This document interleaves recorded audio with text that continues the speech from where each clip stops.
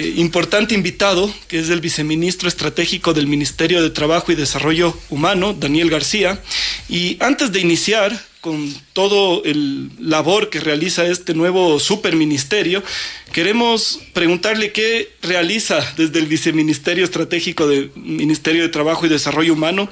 Obviamente hay diferentes instituciones que han sido creadas, hay otras que se han fusionado, eliminado.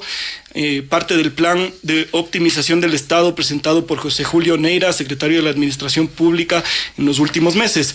Exactamente de dónde viene este viceministerio, cuáles son sus cualidades y qué es lo que necesita hacer usted en su trabajo diario. Bienvenido, viceministro García. Muchas gracias, Andrés, Verónica, buenos días a todas las personas que nos escuchan hoy. Bueno, es una pregunta muy interesante la que me haces. El presidente desde el día 1 que tomó el poder siempre pues nos ha insistido en el tema de la eficiencia, ¿no? De la eficiencia institucional. Para la eficiencia, evidentemente, se ha venido dando un proceso de reestructuración de las entidades del sector ejecutivo. Entre ellas, pues recordarán que antes existía el Ministerio de Inclusión Económica y Social y la Secretaría Técnica de Ecuador Crisis sin Desnutrición.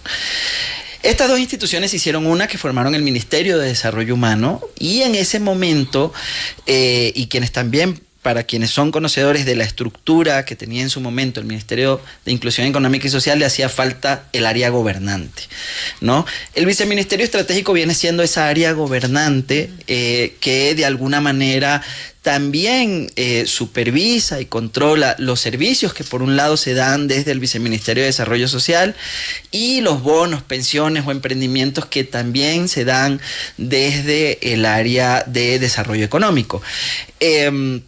Además, evidentemente, de haber asumido gran parte de las atribuciones que tenía y competencias que tenía la Secretaría Técnica de Ecuador Crisis sin Desnutrición.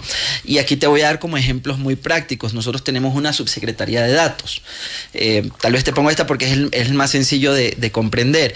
Esta subsecretaría de datos está permanentemente monitoreando los datos y haciendo análisis respecto a las coberturas, respecto a cómo estamos en la entrega de bonos, respecto a cuántas personas están entrando a cobrar un bono y cuántas personas están saliendo. Es decir, es esta área analítica, ¿no?, que te empieza a generar insumos para que puedas direccionar estratégicamente la gestión.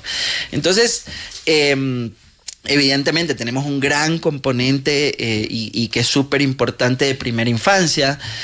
Somos el ente especializado en la articulación para garantizar que los servicios de primera infancia se brinden de manera adecuada, oportuna y eficaz. Pero también tenemos todo este rol, como bien lo dice el nombre, estratégico, ¿no? De hacia dónde deberíamos direccionar los servicios, también revisar el tema de los bonos, es decir, si hay alguien que se está quedando por fuera, por qué se está quedando por fuera. Todos estos análisis complementarios que tal vez en el día a día de quien provee el servicio no tienes la oportunidad de hacerlo, ¿no? Interesante. Quiero detenerme un poco más en el tema estratégico, pero antes, la Secretaría de Ecuador Crece sin Desnutrición Crónica Infantil era una secretaría que no implementaba demasiadas cosas, sino que coordinaba con las otras instituciones, porque para atacar la desnutrición crónica infantil tienes que coordinar con salud, con el MIES, ahora Ministerio de Desarrollo Humano. Usted tiene ese mismo labor de estar conectado. ¿Y cómo ser un viceministerio y no una secretaría puede afectar esa coordinación o las decisiones que usted tome? Bueno, la evidencia nos muestra que no se ha afectado de ninguna manera. Es decir, las articulaciones las seguimos haciendo. De hecho, algunas cosas las hemos mejorado. El seguimiento al plan intersectorial de desnutrición se está dando con mayor rigurosidad. Hemos generado estrategias que, por ejemplo, te voy a dar un caso práctico.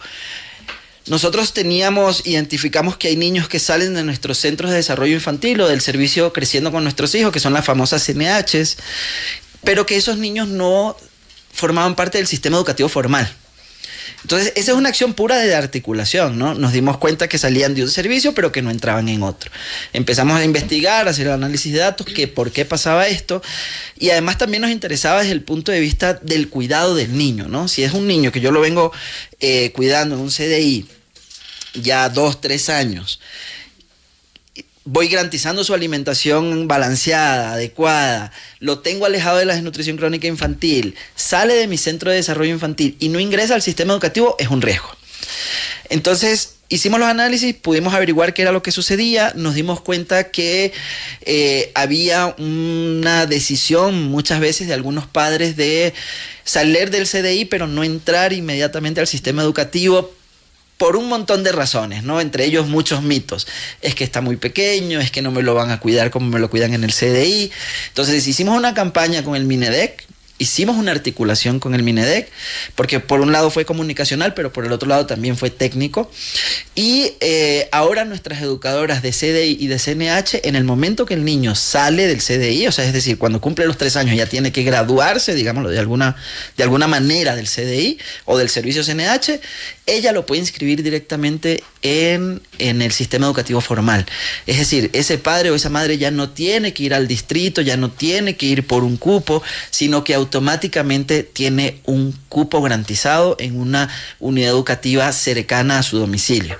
Entonces, ese es un claro ejemplo de cómo nosotros seguimos articulando y cómo no se necesita en realidad una secretaría, sino una instancia técnica que termine de articular estos procesos.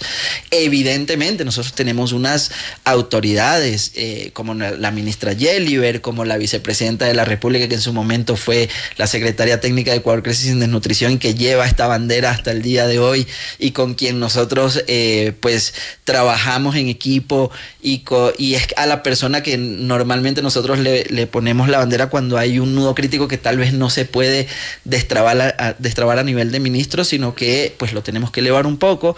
Es ella la figura quien destraba este tipo de cosas. Queda clara la actividad que usted realiza en el ámbito interinstitucional, sobre todo con las facultades que antes tenía la Secretaría de Desnutrición Crónica Infantil.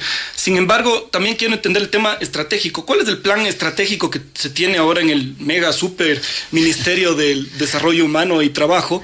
¿Y cuál es esa asistencia social que quiere implementar Daniel Noboa? Porque a veces no se entiende, a veces parece que es demasiado asistencialista, donde se tiene que activar un bono, una beca por ciertos momentos, después quitar eso. ¿Cuál es el plan a mediano y largo plazo? ¿Cuáles son las políticas públicas que se debe implementar? Y usted como cabeza de quien tiene que plantear toda la estrategia. Lo que pasa es que comunicacionalmente los bonos tienen mucho impacto, ¿no? Entonces uno habla de un bono y inmediatamente todo el mundo regresa a ver. Sin embargo, nosotros estamos desde hace un año, sí, 1 año y medio, en la construcción de un piso de protección social, que es la política pública que los países desarrollados normalmente tienen. Es decir, hay un conjunto de garantías básicas que el Estado debe brindarte para que tu situación no empeore. O sea, si tú ya estás en pobreza, no pases a pobreza extrema. Y si estás en pobreza extrema, pues garantizar que tú más bien puedas ir ascendiendo en esta curva. Ahora, lo que me acabas de preguntar, ¿cuál es la estrategia? Al fusionar ambos ministerios, está claro un poco cuál es el camino que ha decidido el presidente también. Si tú te vas a las corrientes filosóficas, la reducción de la pobreza se va por 2 lados, ¿no? La redistribución de la riqueza si te vas hacia la izquierda y la generación de empleo si te vas hacia la derecha. El presidente lo que ha logrado es ser muy pragmático y crear esta institución que se llama Ministerio de Trabajo y Desarrollo Humano. Es decir, nosotros atendemos a una gran cantidad de población que se encuentra en pobreza extrema, pero nuestra función es sacarlos de ese estado en el que se encuentran y que puedan o emprender o formar parte de la empleabilidad formal.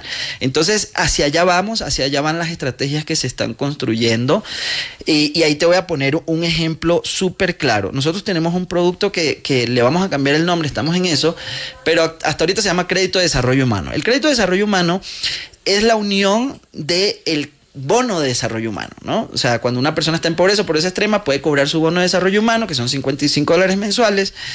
Y el crédito lo que hace es, no te voy a dar los $55 mensuales, sino que te los voy a acumular por 12 meses o por 24 meses y te lo entrego anticipado.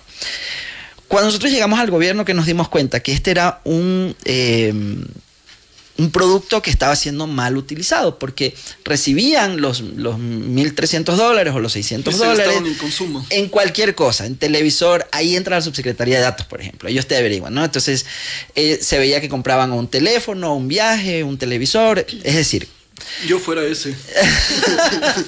Bueno, contigo lo que hicimos fue trabajar, ¿no? O sea, con personas así, lo que hicimos fue trabajar y les dijimos, mira, para acceder al crédito tienes que capacitarte. Tienes que ir a unas capacitaciones de educación financiera, de marketing. Es decir, lo fuimos llevando hacia el emprendimiento. Nosotros tenemos el dato, y permíteme leer.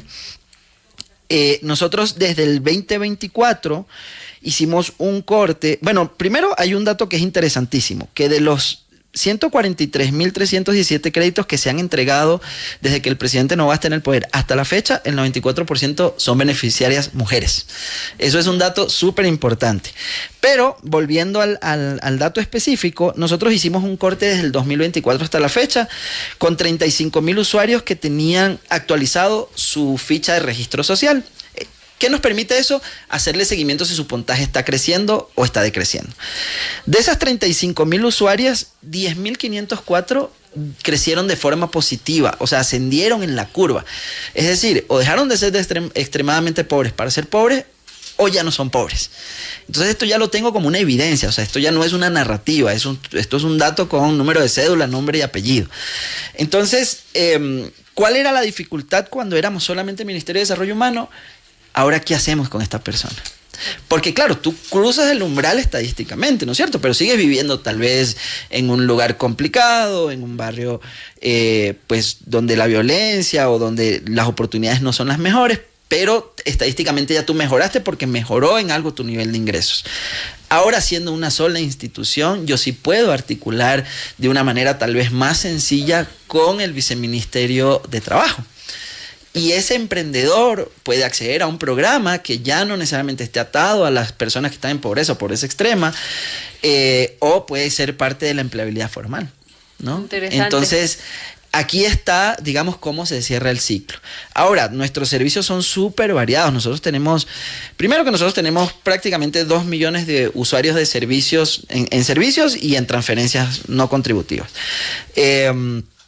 Pero de ahí tenemos servicios a niños a primera infancia, como lo dijimos hace un rato, a personas con discapacidad, a adultos mayores. Tenemos protección especial, es decir, nosotros tenemos un espectro amplio de la protección social y lo que buscamos es que ese ser humano, esa persona que en algún momento o en este momento necesita ayuda del Estado, pues darle las herramientas necesarias para que salga de esa situación. Viceministro, quisiera conversar un poco de los hitos de su gestión, un poco cómo van avanzando en cosas que son importantes. Por ejemplo, la desnutrición crónica infantil.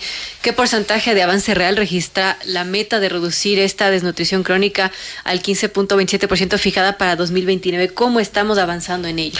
Bueno, mira, el último dato que tenemos es el del 2024. Recuerden que la encuesta de desnutrición se da año caído. La del 2024 está en 19.3, es decir, bajó casi un punto. Estamos esperando los resultados del 2025. Por ahí en octubre deberíamos tener noticias.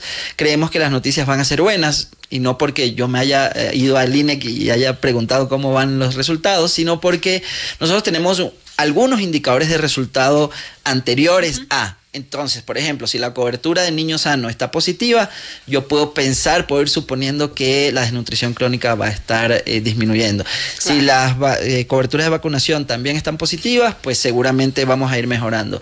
Si la deserción al sistema educativo es bajo, pues sé que la desnutrición crónica seguramente va a bajar. ¿Sí? Ahora, nosotros estamos tratando la desnutrición estamos tratando de cambiar el enfoque, porque antes era como el gran enemigo la desnutrición, sobre todo la desnutrición crónica, y en efecto es un gran enemigo, pero en esta articulación de la que hablamos también nos dimos cuenta que hay otros factores relacionados a la desnutrición, y por eso es que dimos el giro hacia la primera infancia, ¿no? Cuando hablábamos de desnutrición crónica nos quedamos en niños de 0 a 2 años, claro, y ampliamos este rango a la primera infancia, que son niños de 0 a 6. Y, por ejemplo, ¿cuántas de las metas del Plan Nacional de Primera Infancia se han ya implementado formalmente en territorio? Bueno, prácticamente todas, porque bueno, primero que nada, el plan aún no sale. El Plan Nacional de Primera Infancia esperamos salga este mes de agosto. Lo estamos construyendo y ahí me permito hacer un paréntesis, porque es la primera vez que el país va a tener un plan de primera infancia, y eso es importante recalcarlo. A veces uno en el día a día asume productos como que uno más, ¿no? Claro. Pero sí es importante mencionarlo. Este es un plan que estructura todos los servicios que se deben dar hacia la primera infancia. Y es un plan que va a determinar por un periodo de tiempo largo cómo se van a brindar estos servicios, si estos servicios tienen recursos, si no tienen recursos. Cada una de las metas que están establecidas en este plan serán de cumplimiento obligatorio, serán expuestas en el Comité de Primera Infancia. También hay una instancia donde las autoridades se reúnen y no está solamente el Ejecutivo, está Congope, está Conagopar, está AME, porque ellos también son corresponsables. Bueno, cuando hablamos de desnutrición todos somos corresponsables, por evidentemente, pero quienes tomamos la batuta somos nosotros, ¿no? Como ejecutivo. Y sin duda alguna, la articulación de actividades que se terminan aterrizando en metas es el pilar fundamental para nuestro seguimiento. Entonces, no te podría decir que es que estamos construyendo indicadores y metas que nunca antes se hayan pensado. No, más bien lo que estamos haciendo es reestructurando, organizando los esfuerzos que cada institución muchas veces hace por su cuenta, sin tener en consideración que la ejecución o la falta de ejecución de una actividad va a tener un impacto importante en el plan. Entonces es como ponernos todos de acuerdo, decir, amigos, este es el plan, hacia allá vamos, este es el objetivo que queremos cumplir, estas son las metas que nos hemos establecido para ello, estamos todos de acuerdo, sí, seguimos adelante. Porque cuando no existen este tipo de productos, evidentemente cada cartera de Estado va ajustando los servicios de acuerdo a sus necesidades, a su presupuesto. Entonces pueden estar haciendo cambios constantemente. Claro. Una vez que están en el plan, pues ese plan hay que cumplirlo. Y por ejemplo, de lo que estamos hablando, ¿qué indicadores de calidad y procesos internos se han optimizado desde que usted está como viceministro? Mira, antes de hablarte de indicadores específicos, me gustaría hablar un ratito del SUSEN. Nosotros tenemos un sistema de seguimiento nominal, ¿sí? Que genera alertas. Esto a veces es muy técnico, pero me he dado cuenta que a la gente también le gusta, y es porque este sistema me genera alertas. Entonces, alertas con nombre y apellido. Entonces, el niño Pedro Pérez que vive en el Inca o en el Comité del Pueblo. El niño Pedro Pérez, supongamos que deja de asistir al Centro de Desarrollo Infantil. El SUSEN me genera una alerta. Entonces, por eso antes de responderte con un indicador específico, que eso que te acabo de decir ya es un indicador, claro. El SUSEN me permite hacer eso y generarle la alerta al dueño del servicio que corresponde. En este caso te puse el ejemplo de desarrollo infantil, entonces yo me contacto con el subsecretario de Desarrollo Infantil y le digo, este es el listado de tus niños que están dejando de asistir a centros de desarrollo infantil. Claro. Te toca averiguar qué está pasando. Si es que el centro está cerrado, si es que hay algún problema allí, o si es un tema puntual de que la situación económica de la familia está complicada y no lo pueden llevar. No sé. Es decir, a eso nos dedicamos. Y el SUSEN puede generar alertas a todas las instituciones que forman parte del plan, especialmente a Ministerio de Educación, Ministerio de Salud, Ministerio de Trabajo y Desarrollo Humano, Registro Civil, es decir, a las instituciones que forman parte de la estrategia. Muy importante. ¿Algo más con el viceministro, Andrés? No, señor viceministro, encomendarle a que haga un buen trabajo, que trabaje de manera estratégica a largo plazo y que poco a poco logremos sacar de la pobreza a tantas personas que lo necesitan a cargo de un super mega ministerio como el suyo. Y sabes que, perdón que te corte el cierre, pero aquí hay el presidente Daniel Noboa ha sido muy claro en cuanto a la prioridad hacia la primera infancia. Y esto es importante recalcarlo porque nosotros cada año para la primera infancia y para desnutrición crónica infantil hemos tenido un presupuesto mayor. Y eso se dice fácil, pero yo entiendo que los esfuerzos que se han tenido que hacer para que nosotros hoy tengamos ese presupuesto no es tan sencillo. Y no es solamente una narrativa, o sea, es una decisión política a largo plazo, inclusive el presidente pensando más allá de su periodo de gestión o de sus periodos de gestión como presidente, porque los resultados de una alta inversión y de una adecuada articulación en niños de 0 a 6 años no se va a ver ahorita, evidentemente. Por supuesto, agradecemos al viceministro Daniel García por este espacio y queda claro que el éxito de esta gestión no se mide únicamente por los millones que se invierten en el presupuesto, sino por el impacto real y sostenible en la reducción de la desnutrición crónica infantil, la protección de la primera infancia y bueno, estaremos atentos sin duda al cumplimiento de esas metas, que sea Claro un que sí. éxito. Gracias, viceministro, por estar aquí. Muchas gracias por la invitación. Su éxito va a ser el éxito del país completo. Gracias.